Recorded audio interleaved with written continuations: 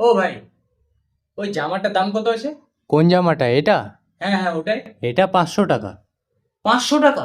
হ্যাঁ। ও, আমি তো ভাবলাম 50 টাকায় হবে হয়তো। আচ্ছা বাদ দাও।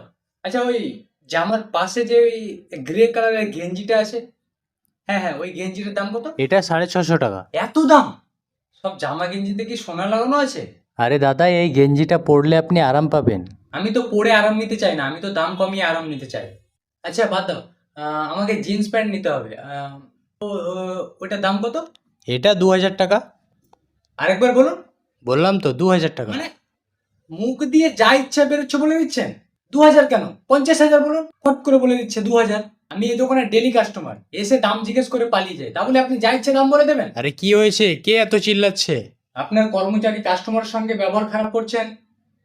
হুম, আপনার দোকানে না অতিরিক্ত গরম, এদিকে জামা কাপড়ের দাম শুনে আরো গরম ধরে গেল। দাদা একটু জল হবে? আচ্ছা, থ্যাংক ইউ। আচ্ছা, এটার দাম কত আছে? ওটা ফ্রিতে। আচ্ছা, ফ্রিতে এটা? ও আচ্ছা দাদা, ওই কোনাতে কি ওগুলো জুতো রাখা আছে?